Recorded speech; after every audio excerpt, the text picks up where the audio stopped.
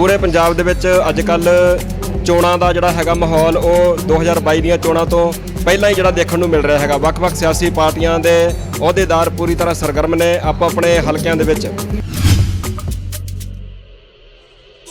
ਆਮ ਕਰਕੇ ਆਪਾਂ ਪੰਜਾਬ ਦੇ ਲੋਕ ਅਕਸਰ ਇਹ ਗੱਲ ਕਹਿੰਦੇ ਆ ਕਿ ਪੰਜਾਬ ਦੇ ਵਿੱਚ ਜਿੰਨੀਆਂ ਵੀ ਸਿਆਸੀ ਪਾਰਟੀਆਂ ਨੇ ਉਹਨਾਂ ਦੀ ਵਾਗਡੋਰ ਦਿੱਲੀ ਵਾਲਿਆਂ ਦੇ ਹੱਥ ਵਿੱਚ ਹੈ। ਦਿੱਲੀ ਵਾਲੇ ਜੋ ਚਾਹੁੰਦੇ ਨੇ ਉਹੀ ਕੁਝ ਪੰਜਾਬ ਦੇ ਵਿੱਚ ਹੁੰਦਾ ਹੈ। एक लोक अधिकार लहर नां दी एक पार्टी एक सरगर्म हैगी आ, उन्हां वल्लों भी कहा जा रहा है कि असीं 117 सीटां दे उपर अपने कैंडीडेट खिलारांगे। और केंद्र दीयां नीतियां जिहड़ियां हैगियां वो पंजाब दे हमेशा विरुद्ध रहिंदियां। ये गल दुरुस्त है, पर इहदे विच थोड़ा जिहा होर वाधा कर दईए कि केंद्र दी जिहड़ी सरकार है उहदियां नीतियां पूरे देश वासियां दे विरुद्ध है।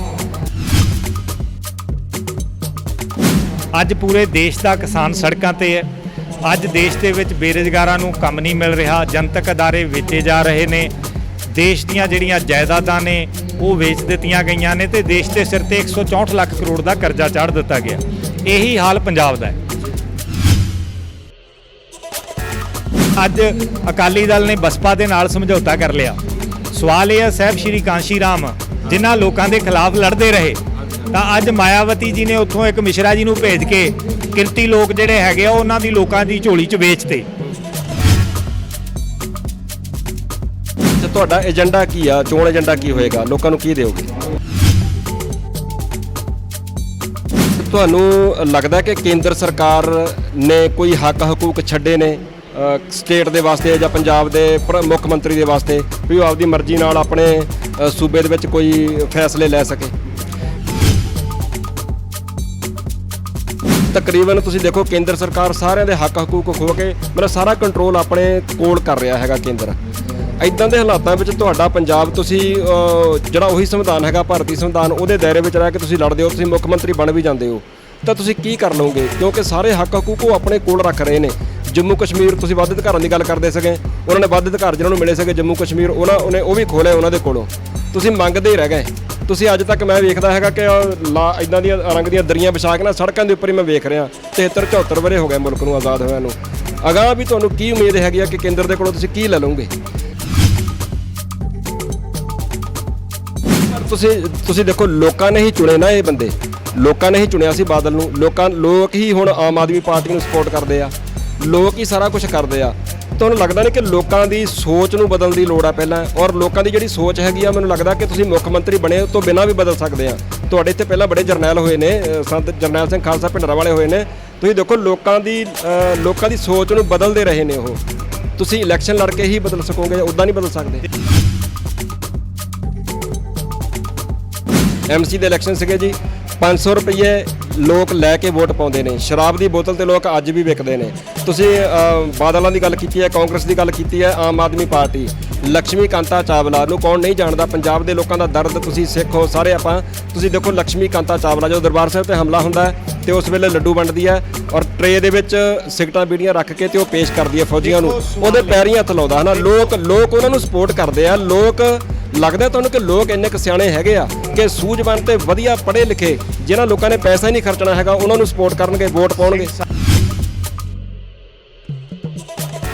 ਦੇਖੋ ਲੋਕ ਮਗਰ ਲੱਗਦੇ ਨੇ, ਲੋਕਾਂ ਦਾ ਕਸੂਰ ਨਹੀਂ ਹੈ। ਆਗੂ ਵਿਕ ਜਾਂਦੇ ਨੇ ਜਿਹੜੇ ਮਗਰ ਲਾਉਂਦੇ ਨੇ। ਬਲਵੰਤ ਸਿੰਘ ਰਾਮੂਵਾਲੀਆ ਨੇ ਲੋਕ ਮਗਰ ਲਾਏ, ਇਸੇ ਤਰ੍ਹਾਂ ਮਨਪ੍ਰੀਤ ਬਾਦਲ ਨੇ ਮਗਰ ਲਾਏ। ਕਸੂਰ ਲੋਕਾਂ ਦਾ ਨਹੀਂ ਹੈ। ਲੋਕ ਅਧਿਕਾਰ ਲਹਿਰ ਇੱਕ ਨਵਾਂ ਫਾਰਮੂਲਾ ਲੈ ਕੇ ਆਈ ਹੈ। ਤੁਹਾਡੇ ਕੋਲ ਖਾਸ ਕੀ ਹੈਗਾ? ਲੋਕ ਤੁਹਾਨੂੰ ਸਪੋਰਟ ਕਿਉਂ ਕਰਨ? ਤੁਹਾਡੇ 'ਚ ਖਾਸ ਕੀ ਆ ਬਾਕੀਆਂ ਨਾਲੋਂ ਹਟ ਕੇ?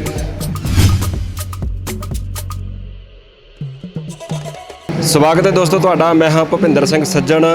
ਪੂਰੇ ਪੰਜਾਬ ਦੇ ਵਿੱਚ ਅੱਜ ਕੱਲ ਚੋਣਾਂ ਦਾ ਜਿਹੜਾ ਹੈਗਾ ਮਾਹੌਲ ਉਹ 2022 ਦੀਆਂ ਚੋਣਾਂ ਤੋਂ ਪਹਿਲਾਂ ਹੀ ਜਿਹੜਾ ਦੇਖਣ ਨੂੰ ਮਿਲ ਰਿਹਾ ਹੈਗਾ। ਵੱਖ-ਵੱਖ ਸਿਆਸੀ ਪਾਰਟੀਆਂ ਦੇ ਅਹੁਦੇਦਾਰ ਪੂਰੀ ਤਰ੍ਹਾਂ ਸਰਗਰਮ ਨੇ ਆਪੋ ਆਪਣੇ ਹਲਕਿਆਂ ਦੇ ਵਿੱਚ। ਤੁਸੀਂ ਵੇਖਿਆ ਕਿ ਆਮ ਕਰਕੇ ਆਪਾਂ ਪੰਜਾਬ ਦੇ ਲੋਕ ਅਕਸਰ ਇਹ ਗੱਲ ਕਹਿੰਦੇ ਆ ਕਿ ਪੰਜਾਬ ਦੇ ਵਿੱਚ ਜਿੰਨੀਆਂ ਵੀ ਸਿਆਸੀ ਪਾਰਟੀਆਂ ਨੇ ਉਹਨਾਂ ਦੀ ਵਾਗਡੋਰ ਦਿੱਲੀ ਵਾਲਿਆਂ ਦੇ ਹੱਥ ਵਿੱਚ ਹੈ। ਦਿੱਲੀ ਵਾਲੇ ਜੋ ਚਾਹੁੰਦੇ ਨੇ ਉਹੀ ਕੁਝ ਪੰਜਾਬ ਦੇ ਵਿੱਚ ਹੁੰਦਾ। ਔਰ ਦਿੱਲੀ ਕਹਿ ਲਓ ਜਾਂ ਭਾਰਤ ਸਰਕਾਰ ਦੇ ਜਿਹੜੇ ਨੀਤੀ ਘੜੇ ਨੇ ਉਹ ਜਿਹੜੀਆਂ ਨੀਤੀਆਂ ਘੜਦੇ ਨੇ ਵੱਖ-ਵੱਖ ਸਟੇਟਾਂ ਦੇ ਵਾਸਤੇ, ਵੱਖ-ਵੱਖ ਸਟੇਟਾਂ ਦੇ ਵਿੱਚ ਉਹ ਨੀਤੀਆਂ ਲਾਗੂ ਹੁੰਦੀਆਂ ਨੇ। ਪਰ ਪੰਜਾਬ ਦੇ ਲੋਕ ਖਾਸ ਕਰਕੇ ਸਿੱਖ ਭਾਈਚਾਰੇ ਦੇ ਲੋਕ ਪਿਛਲੇ ਕਾਫੀ ਲੰਬੇ ਸਮੇਂ ਤੋਂ ਇਹ ਗੱਲ ਮਹਿਸੂਸ ਕਰਦੇ ਆ, ਮਹਿਸੂਸ ਹੀ ਨਹੀਂ ਕਰਦੇ, ਕਹਿੰਦੇ ਵੀ ਆ ਰਹੇ ਨੇ ਕਿ ਜਿਹੜੀਆਂ ਕੇਂਦਰ ਸਰਕਾਰ ਦੀਆਂ ਨੀਤੀਆਂ ਨੇ ਉਹ ਪੰਜਾਬ ਵਿਰੋਧੀ ਨੇ। ਸੋ ਪੰਜਾਬ ਦੇ ਵਿੱਚ ਪੰਜਾਬ ਦੇ ਲੋਕ ਮਹਿਸੂਸ ਕਰਦੇ ਆ ਕਿ ਕੋਈ ਇਦਾਂ ਦੀ ਸਿਆਸੀ ਪਾਰਟੀ ਜਿਹੜੀ ਪੰਜਾਬ ਅਤੇ ਖਾਲਸਾ ਪੰਥ ਦੇ ਹਿੱਤਾਂ ਦੀ ਤਰਜਮਾਨੀ ਕਰਦੀ ਹੋਵੇ, ਉਹਦਾ ਉਭਾਰ ਹੋਣਾ ਬੜਾ ਜ਼ਰੂਰੀ ਹੈ। ਸੋ ਪਿਛਲੇ ਕੁਝ ਸਮੇਂ ਤੋਂ ਲਗਾਤਾਰ ਆਪਾਂ ਵੇਖਦੇ ਹਾਂ ਕਿ ਕੁਝ ਸਿਆਸੀ ਪਾਰਟੀਆਂ ਇੱਥੇ ਮੰਚ ਦੇ ਉੱਪਰ ਉਹਨਾਂ ਦਾ ਉਭਾਰ ਹੋ ਰਿਹਾ ਹੈਗਾ। ਹੁਣ ਵੇਖਣਾ ਹੋਊਗਾ ਕਿ ਪੰਜਾਬ ਦੇ ਲੋਕ ਉਹਨਾਂ ਨੂੰ ਅਸੈਪਟ ਕਰਦੇ ਨੇ ਜਾਂ ਉਹਨਾਂ ਨੂੰ ਕਿਸ ਰੂਪ ਦੇ ਵਿੱਚ ਵੇਖਦੇ ਨੇ। ਇੱਕ ਲੋਕ ਅਧਿਕਾਰ ਲਹਿਰ ਨਾਂ ਦੀ ਇੱਕ ਪਾਰਟੀ ਇੱਕ ਸਰਗਰਮ ਹੈਗੀ ਆ, ਉਹਨਾਂ ਵੱਲੋਂ ਵੀ ਕਿਹਾ ਜਾ ਰਿਹਾ ਕਿ ਅਸੀਂ 117 ਸੀਟਾਂ ਦੇ ਉੱਪਰ ਆਪਣੇ ਕੈਂਡੀਡੇਟ ਖਿਲਾਰਾਂਗੇ। ਮੇਰੇ ਨਾਲ ਨੇ ਲੋਕ ਅਧਿਕਾਰ ਲਹਿਰ ਦੇ ਮੈਂਬਰ ਹੈਗੇ ਨੇ ਸਰਦਾਰ ਬਲਵਿੰਦਰ ਸਿੰਘ ਜੀ, ਆਪਾਂ ਕਰਦੇ ਹਾਂ ਉਹਨਾਂ ਨਾਲ ਗੱਲਬਾਤ। ਬਲਵਿੰਦਰ ਸਿੰਘ ਜੀ, ਵਾਹਿ ਖਾਲਸਾ ਵਾਹਿਗੁਰੂ ਜੀ ਕੀ ਫਤਿਹ। ਵਾਹਿਗੁਰੂ ਜੀ ਕਾ ਖਾਲਸਾ ਵਾਹਿਗੁਰੂ ਜੀ ਕੀ ਫਤਿਹ। ਸਿੰਘ ਸਾਹਿਬ, ਜਿਸ ਤਰ੍ਹਾਂ ਤੁਸੀਂ ਕਿਹਾ ਹੈ ਕਿ ਵੱਖ-ਵੱਖ ਸਿਆਸੀ ਪਾਰਟੀਆਂ ਨੇ ਜਿਹੜਾ ਹੈਗਾ ਉਹਦੇ ਤੋਂ ਲੋਕ ਬਦਲਣ ਹੋ ਚੁੱਕੇ ਆ ਔਰ ਕੇਂਦਰ ਦੀਆਂ ਨੀਤੀਆਂ ਜਿਹੜੀਆਂ ਹੈਗੀਆਂ ਉਹ ਪੰਜਾਬ ਦੇ ਹਮੇਸ਼ਾ ਵਿਰੁੱਧ ਰਹਿੰਦੀਆਂ।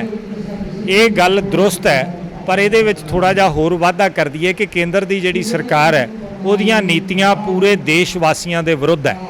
ਅੱਜ ਪੂਰੇ ਦੇਸ਼ ਦਾ ਕਿਸਾਨ ਸੜਕਾਂ ਤੇ ਹੈ।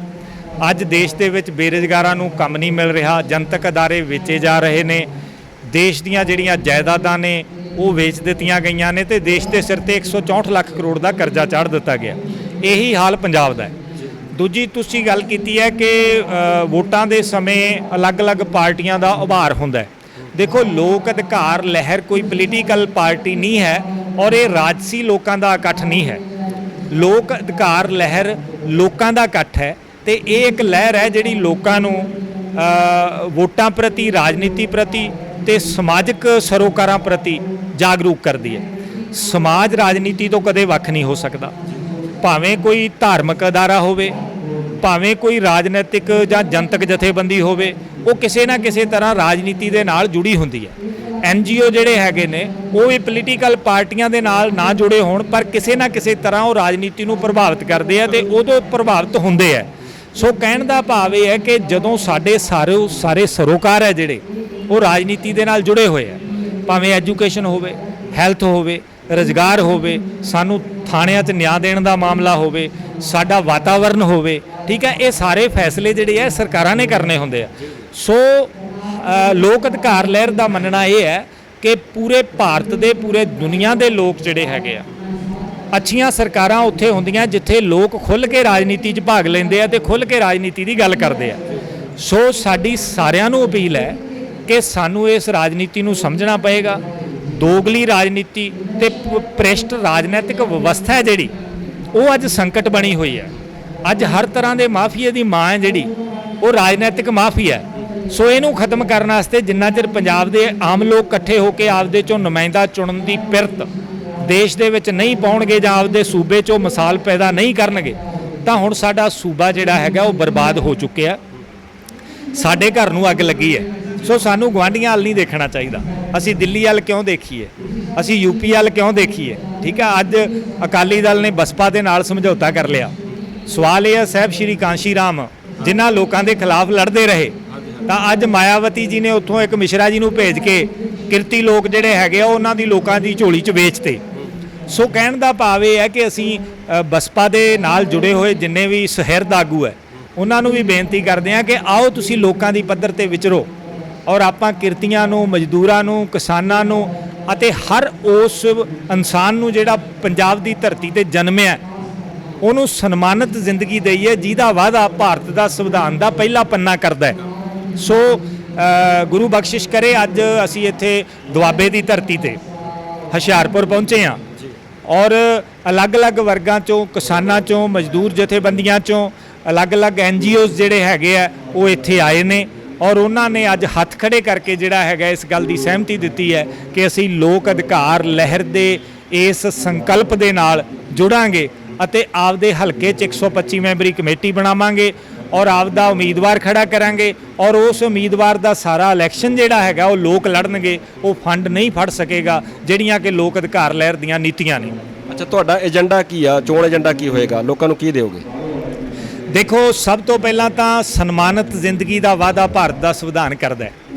ਅੱਜ ਲੋਕਾਂ ਨੂੰ ਉਹਨਾਂ ਦੀਆਂ ਬੁਨਿਆਦੀ ਲੋੜਾਂ ਤੇ ਸੰਵਿਧਾਨਕ ਹੱਕਾਂ ਤੋਂ ਵਾਂਝੇ ਕਰ ਦਿੱਤਾ ਗਿਆ।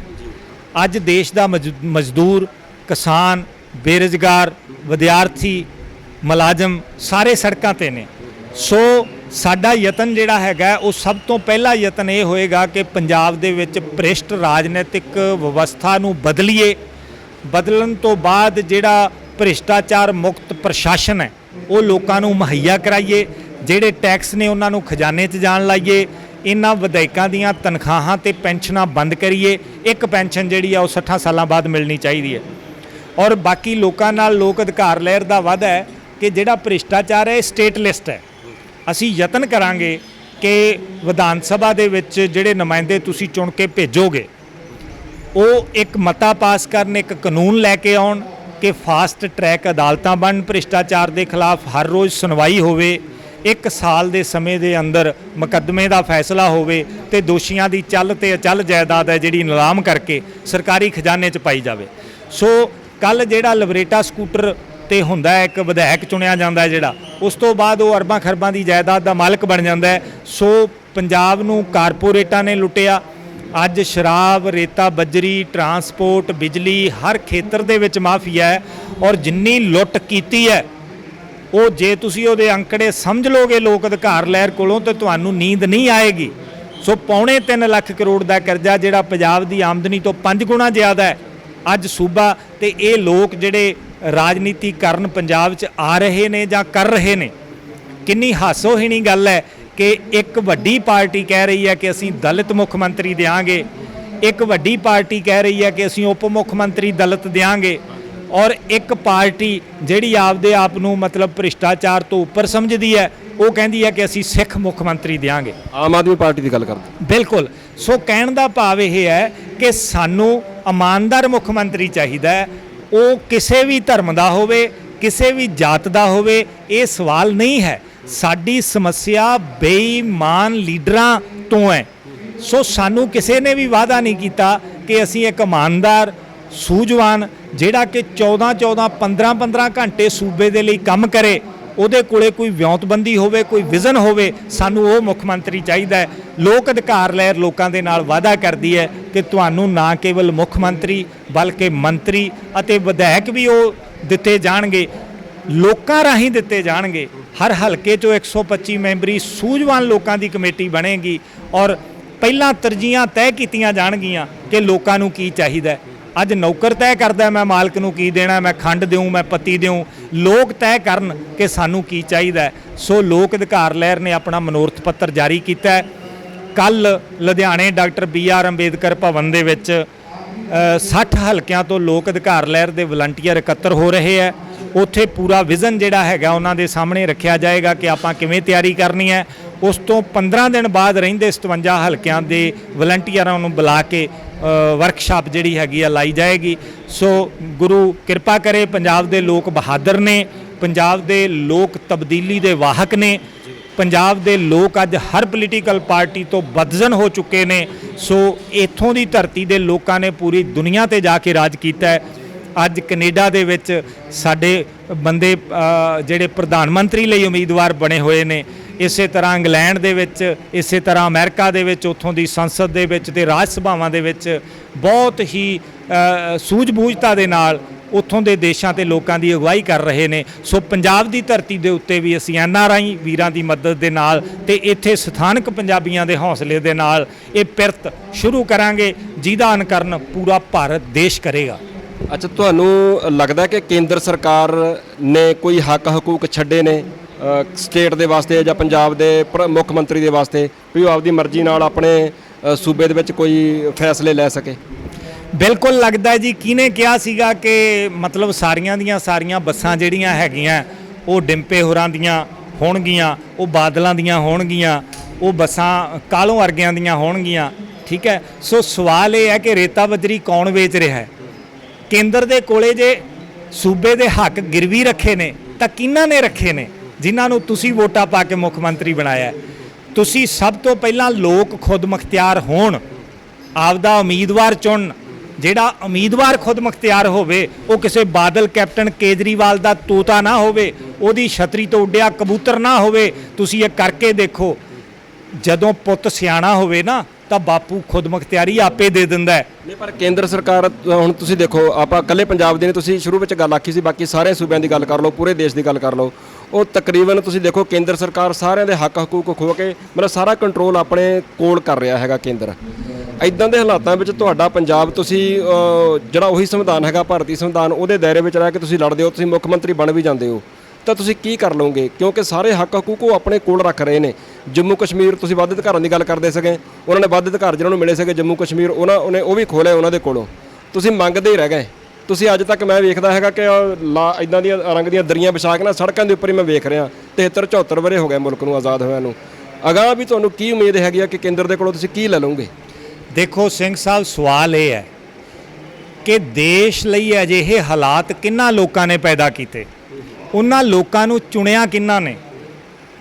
ਲੋਕ ਅਧਿਕਾਰ ਲਹਿਰ ਵੱਲੋਂ ਦਾਸ ਤੁਹਾਨੂੰ ਬੇਨਤੀ ਕਰਕੇ ਹਟਿਆ ਕਿ ਪੰਜਾਬ ਇੱਕ ਨਵੀਂ ਨਜ਼ੀਰ ਪੈਦਾ ਕਰੇਗਾ। ਪਹਿਲਾਂ ਤੁਸੀਂ ਸੂਬੇ ਦੇ ਵਿੱਚ ਉਹ ਮੁੱਖ ਮੰਤਰੀ ਦਿਓ ਜਿਹੜਾ ਸੂਬੇ ਦਾ ਲੁੱਟਿਆ ਹੋਇਆ ਖਜ਼ਾਨੇ ਦਾ ਹਿਸਾਬ ਲੈ ਸਕੇ। ਭ੍ਰਿਸ਼ਟਾਚਾਰ ਦੇ ਉੱਤੇ ਕਾਨੂੰਨ ਬਣਾਉਣਾ ਜਿਹੜਾ ਹੈਗਾ ਉਹ ਸੂਬੇ ਦੀ ਸਟੇਟ ਲਿਸਟ ਦੇ ਵਿੱਚ ਆਉਂਦਾ ਹੈ। ਨਹੀਂ ਪਰ ਤੁਸੀਂ ਦੇਖੋ, ਲੋਕਾਂ ਨੇ ਹੀ ਚੁਣੇ ਨਾ ਇਹ ਬੰਦੇ, ਲੋਕਾਂ ਨੇ ਹੀ ਚੁਣਿਆ ਸੀ ਬਾਦਲ ਨੂੰ। ਲੋਕ ਹੀ ਹੁਣ ਆਮ ਆਦਮੀ ਪਾਰਟੀ ਨੂੰ ਸਪੋਰਟ ਕਰਦੇ ਆ, ਲੋਕ ਹੀ ਸਾਰਾ ਕੁਝ ਕਰਦੇ ਆ। ਤੁਹਾਨੂੰ ਲੱਗਦਾ ਨਹੀਂ ਕਿ ਲੋਕਾਂ ਦੀ ਸੋਚ ਨੂੰ ਬਦਲਣ ਦੀ ਲੋੜ ਆ ਪਹਿਲਾਂ? ਔਰ ਲੋਕਾਂ ਦੀ ਜਿਹੜੀ ਸੋਚ ਹੈਗੀ ਆ, ਮੈਨੂੰ ਲੱਗਦਾ ਕਿ ਤੁਸੀਂ ਮੁੱਖ ਮੰਤਰੀ ਬਣੇ ਤੋਂ ਬਿਨਾਂ ਵੀ ਬਦਲ ਸਕਦੇ ਆ। ਤੁਹਾਡੇ ਇੱਥੇ ਪਹਿਲਾਂ ਬੜੇ ਜਰਨੈਲ ਹੋਏ ਨੇ, ਸੰਤ ਜਰਨੈਲ ਸਿੰਘ ਖਾਲਸਾ ਭਿੰਡਰਾਂਵਾਲੇ ਹੋਏ ਨੇ। ਤੁਸੀਂ ਦੇਖੋ ਲੋਕਾਂ ਦੀ ਸੋਚ ਨੂੰ ਬਦਲਦੇ ਰਹੇ ਨੇ ਉਹ। ਤੁਸੀਂ ਇਲੈਕਸ਼ਨ ਲੜ ਕੇ ਹੀ ਬਦਲ ਸਕੋਗੇ, ਉੱਦਾਂ ਨਹੀਂ ਬਦਲ ਸਕਦੇ। ਦੇਖੋ ਸਵਾਲ ਇਹ ਹੈ, ਲੋਕ ਅਧਿਕਾਰ ਲਹਿਰ ਦੇ ਜਿਹੜੇ ਮੋਢੀ ਕੰਮ ਕਰ ਰਹੇ ਨੇ ਉਹ ਇਲੈਕਸ਼ਨ ਨਹੀਂ ਲੜਨਗੇ। ਮਿਸਾਲ ਦੇ ਤੌਰ ਤੇ ਮੈਂ ਤੁਹਾਡੇ ਸਾਹਮਣੇ ਖੜਾ ਹਾਂ, ਮੈਂ ਦਿਨ ਰਾਤ ਲੋਕ ਅਧਿਕਾਰ ਲਹਿਰ ਲਈ ਕੰਮ ਕਰਦਾ। ਮੈਂ ਇਹਦੇ ਲਈ ਨੌਕਰੀ ਛੱਡਣ ਦਾ ਵੀ ਸਰਕਾਰ ਨੂੰ ਨੋਟਿਸ ਦੇ ਦਿੱਤਾ ਆ। ਤੁਸੀਂ ਸਰਕਾਰੀ ਜੌਬ ਕਰਦੇ ਹੋ? ਮੈਂ ਇਲੈਕਸ਼ਨ ਨਹੀਂ ਲੜਾਂਗਾ, ਰੁਪਿੰਦਰ ਸਿੰਘ ਇਲੈਕਸ਼ਨ ਨਹੀਂ ਲੜੇਗਾ, ਸਟੇਟ ਕਾਰਜਕਾਰਨੀ ਦੇ ਜਿਹੜੇ ਆਗੂ ਨੇ ਉਹ ਇਲੈਕਸ਼ਨ ਨਹੀਂ ਲੜਨਗੇ। ਪਰ ਇਹ ਤੁਸੀਂ ਕਿਉਂ ਕਹਿ ਰਹੇ ਹੋ ਕਿ ਅਸੀਂ ਇਲੈਕਸ਼ਨ ਨਾ ਲੜੀਏ? ਤੁਸੀਂ ਮਿਸਾਲ ਦੇ ਰਹੇ ਹੋ ਕਿ ਬਗੈਰ ਸੱਤਾ ਤੇ ਆਇਆ ਅਸੀਂ ਸੁਧਾਰ ਕਰੀਏ। ਪਿਛਲੇ 40 ਸਾਲਾਂ 'ਚ ਕੀ ਸੁਧਾਰ ਹੋ ਗਿਆ?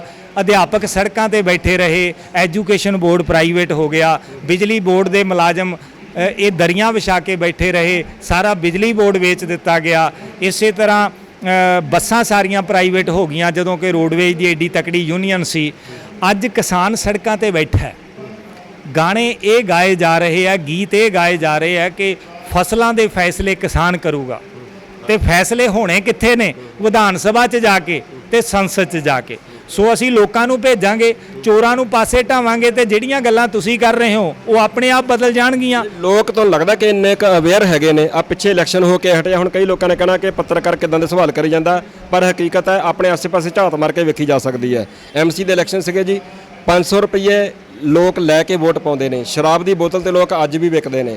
ਤੁਸੀਂ ਬਾਦਲਾਂ ਦੀ ਗੱਲ ਕੀਤੀ ਹੈ, ਕਾਂਗਰਸ ਦੀ ਗੱਲ ਕੀਤੀ ਹੈ, ਆਮ ਆਦਮੀ ਪਾਰਟੀ, ਲక్ష్ਮੀ ਕਾਂਤਾ ਚਾਵਲਾ ਨੂੰ ਕੌਣ ਨਹੀਂ ਜਾਣਦਾ? ਪੰਜਾਬ ਦੇ ਲੋਕਾਂ ਦਾ ਦਰਦ, ਤੁਸੀਂ ਸਿੱਖ ਹੋ ਸਾਰੇ ਆਪਾਂ, ਤੁਸੀਂ ਦੇਖੋ ਲక్ష్ਮੀ ਕਾਂਤਾ ਚਾਵਲਾ ਜਦੋਂ ਦਰਬਾਰ ਸਾਹਿਬ ਤੇ ਹਮਲਾ ਹੁੰਦਾ ਹੈ ਤੇ ਉਸ ਵੇਲੇ ਲੱਡੂ ਵੰਡਦੀ ਹੈ ਔਰ ਟਰੇ ਦੇ ਵਿੱਚ ਸਿਗਰਟਾਂ ਬੀੜੀਆਂ ਰੱਖ ਕੇ ਤੇ ਉਹ ਪੇਸ਼ ਕਰਦੀ ਹੈ ਫੌਜੀਆਂ ਨੂੰ, ਉਹਦੇ ਪੈਰੀਂ ਹੱਥ ਲਾਉਂਦਾ ਹੈ ਨਾ। ਲੋਕ ਉਹਨਾਂ ਨੂੰ ਸਪੋਰਟ ਕਰਦੇ ਆ। ਲੋਕ ਲੱਗਦਾ ਤੁਹਾਨੂੰ ਕਿ ਲੋਕ ਇੰਨੇ ਕੁ ਸਿਆਣੇ ਹੈਗੇ ਆ ਕਿ ਸੂਝਵਾਨ ਤੇ ਵਧੀਆ ਪੜ੍ਹੇ ਲਿਖੇ ਜਿਨ੍ਹਾਂ ਲੋਕਾਂ ਨੇ ਪੈਸਾ ਹੀ ਨਹੀਂ ਖਰਚਣਾ ਹੈਗਾ ਉਹਨਾਂ ਨੂੰ ਸਪੋਰਟ ਕਰਨਗੇ, ਵੋਟ ਪਾਉਣਗੇ? ਸਾਹਿਬ ਮੇਰੀ ਬੇਨਤੀ ਸੁਣੋ, ਜਿੰਨਾ ਚਿਰ ਤੁਸੀਂ ਲੋਕਾਂ ਨੂੰ ਇੱਕ ਜਰਨੈਲੀ ਸੜਕ ਨਹੀਂ ਦਿਓਗੇ, ਲੋਕ ਮਜਬੂਰੀ ਵਸ ਪਗਡੰਡੀਆਂ ਤੇ ਤੁਰਦੇ ਰਹਿਣਗੇ। ਉਹ ਜਰਨੈਲੀ ਸੜਕ ਇਲੈਕਸ਼ਨਾਂ ਦੌਰਾਨ ਹੀ ਕਿਉਂ, ਅੱਗੇ ਪਿੱਛੇ ਵੀ ਦਿੱਤੀ ਜਾ ਸਕਦੀ ਸੀ। 6 ਸਾਲ ਹੋ ਗਏ ਤੁਹਾਡੇ ਸਾਹਮਣੇ ਖੜਾ ਬੰਦਾ ਪਿਛਲੇ 6 ਸਾਲਾਂ ਤੋਂ ਲਗਾਤਾਰ ਸੰਘਰਸ਼ ਕਰ ਰਿਹਾ ਹੈ ਔਰ ਕੱਲਾ ਪੰਜਾਬ ਦਾ 1400 ਪਿੰਡ ਕੱਢ ਚੁੱਕਿਆ। ਪੰਜਾਬ 'ਚ ਸਭ ਤੋਂ ਪਹਿਲਾਂ ਅਪਾਹਜ ਇਕੱਠੇ ਕੀਤੇ, 250 ਤੋਂ 750 ਰੁਪਏ ਪੈਨਸ਼ਨ ਕਰਵਾਈ। ਅਪਾਹਜ ਲੋਕਾਂ ਲਈ ਕਾਂਗਰਸ ਤੇ ਆਮ ਆਦਮੀ ਪਾਰਟੀ ਤੋਂ ਚੋਣ ਮੈਨੀਫੈਸਟੋ ਜਾਰੀ ਕਰਵਾਇਆ। 3100 ਅਪਾਹਜ ਸਰਕਾਰੀ ਨੌਕਰੀ ਤੇ ਲੱਗਿਆ। ਦੂਜੀ ਗੱਲ ਤੁਸੀਂ ਕੀਤੀ ਹੈ ਕਿ ਲੋਕ ਵਿਕਾਊ ਨੇ। ਲੋਕ ਵਿਕਾਊ ਨਹੀਂ ਹੈਗੇ, ਉਹ ਤੁਹਾਡੇ ਵਰਗੇ ਲੋਕਾਂ ਦੀਆਂ ਗੱਲਾਂ ਸੁਣ ਕੇ ਨਿਰਾਸ਼ ਹੋ ਜਾਂਦੇ ਨੇ। ਜੇ ਲੋਕ ਵਿਕਾਊ ਹੁੰਦੇ, ਆਮ ਆਦਮੀ ਪਾਰਟੀ ਨੇ ਕਿਹੜੇ ਪੌਂਡ ਖਰਚੇ ਸੀਗੇ 2014 'ਚ, ਉਹਨਾਂ ਨੂੰ 4 MP ਦੀਆਂ ਸੀਟਾਂ ਦੇਤੀਆਂ। ਇਸ ਗੱਲ ਦਾ ਕੋਈ ਜਵਾਬ ਹੈ ਤੁਹਾਡੇ ਕੋਲੇ?